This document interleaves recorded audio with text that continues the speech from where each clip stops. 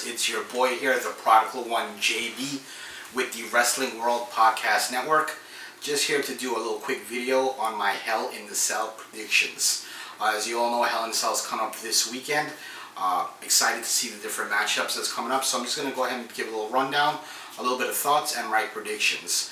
So let's get straight into it. The first match I'm going to go ahead and talk about is Enzo and Cass. They will be going ahead and taking on the Club. This feud has not been all that great. It seems that Enzo and Cass have had the upper hand majority of this storyline and this feud. So my prediction is that the Club is going to go ahead and go over this Sunday.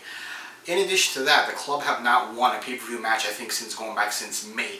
So Enzo and Cass don't really need to win this match. Regardless if they win or lose, they're still going to be very popular with the crowd. They're still going to be over, win, lose, or draw. However, the Club, they're in much need of a victory. Again, I don't believe they've won a pay-per-view match since going back to like May. So they definitely need a win here to, go ahead and kind of bolster them back up. So again, I'm going to go ahead and go with the Club to go over Enzo and Cass. In the second match that I'm going to talk about, it's for the Cruiserweight Championship, and it's TJ Perkins going to take on Brian Kendrick.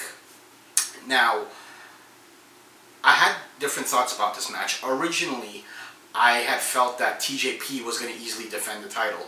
He just won the title not too long ago. It seemed, after all the work they've done with him as far as building his story, talking about him being homeless and his whole life and his whole, everything coming up in his career, I felt it was kind of strange they'd take it off of him so quick. However, yesterday's Monday Night Raw kind of changed my idea of things a little bit.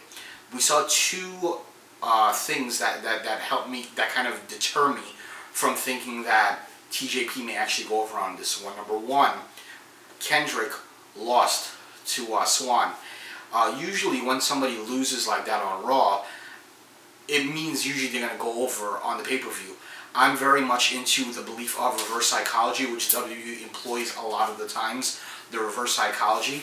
That's number one. Number two, we saw Kendrick and TJP backstage where Kendrick looked down and out, and he was appealing and trying to plead TJP to give him the win. So how I think this breaks down is possibly I see a controversial finish where you have TJP kind of battling with himself. Should he beat Kendrick or should he not beat Kendrick? Should he help Kendrick, the guy that, he grew up with, or I should say came up with in his wrestling career? And I think ultimately he chooses to go ahead and give Kendrick the win. So, and of course we all know Kendrick is probably going to, this is all just a setup, and he's a heel obviously, so it's just a setup, and he's going to just run away with the title laughing like he got one over on TJP. So my prediction is for TJP to actually lose the title to Brian Kendrick. That's my prediction. Going into the next match, the next match is a little bit of I would say a match that I really don't care much about, although one of my favorite guys is in the match, which happens to be Cesaro. We're talking about Cesaro and Sheamus taking on the Tag Team Champions, New Day. I see absolutely no reason that New Day is going to lose the title. I see there's no way, as a matter of fact, that they're going to lose the titles. Number one, they've had such a lengthy run, over 400 days now. They're getting closer and closer to Demolition's record of 470, 80 odd days.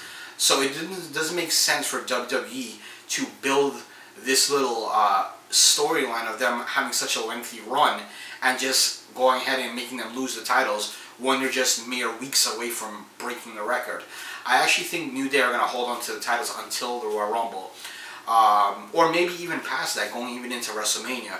As far as Cesaro and Sheamus goes, this match will probably ultimately lead to them breaking up, whether it's in the middle of the match or after the match. Again, it's just a makeshift tag team anyway. So I'm going to see them probably breaking up, and who knows, maybe we'll get another one-off match. Maybe like loser leaves Raw type of thing, and one of the guys end up on SmackDown perhaps. There's also, for those who don't know, there's been rumors Cesaro did not re-sign his contract, so there may be a possibility that he actually leaves WWE. It's well known that he's not happy with the way he's being used, and I happen to agree with that 100%. He is being not used and not utilized in the right way, and it's been like this way for a very long time. So again, my overall predictions on this one is for the New Day to retain their tag titles against Cesaro and Sheamus. Moving on to the next match is we have for the US Championship Roman Reigns defending his title against Rusev. I think this match is pretty predictable. We're going to have Roman Reigns probably sparing Rusev, going over for the win. There's probably a little piece of me that is thinking, what if they get the title off of Roman Reigns, give Rusev back his US Championship. This opens up Roman Reigns to now insert himself in the world title picture. However, I think it's too early for Roman Reigns to be in the world title picture. I think they need to continue this rebuild of him. Have the fans more on his side, although it'll never be 100% because that's just the way it works. But I think they need to continue this mid-card push. Let him continue. Right now, the Universal title has its own stories going on. Leave it that way at least for another couple months. So, again, my overall prediction in this one, I'm going to have to go ahead and say Roman Reigns easily defends his title against Rusev. Going into the Universal Championship match, Seth Rollins versus Kevin Owens. Probably the most predictable match on the card. I see absolutely no way, shape, or form Seth Rollins winning this title. I don't see it at all. I think Kevin Owens goes over here, and I think we see a couple different things. Number one, expect a controversial finish. I think somebody, not Chris Jericho, but somebody is going to get involved, costing Seth Rollins this match. What that's going to do is, that's going to lead Seth Rollins into feuding with the person or people that cost him the match. He's going to go into a program with whoever that person or people are, and that'll then open up Kevin Owens to do what I believe this entire thing we've been seeing the last couple weeks is the culmination of Kevin Owens feuding with Chris Jericho, which probably would lead to perhaps maybe Survivor Series, I don't know. But I think that's where they're getting at. So I strongly believe we're going to see Jericho versus Owens. So again, my predictions on the Universal Championship match is Kevin Owens to go over on Seth Rollins. And finally, what I am hoping will be the main event of the evening is Sasha Banks taking on Charlotte for the Women's Championship. Big fan of Sasha Banks. I really hope she does go over on this one, and I'm pretty positive she will go ahead and go over on this one. Charlotte has a lot of things to add to her resume. She's had a lot of the first and a lot of different things. So I think Sasha Banks deserves and has earned the right to win the first Hell in a Cell women's match. A lot of talk has been, is this match going to go on first, second, middle, third, last?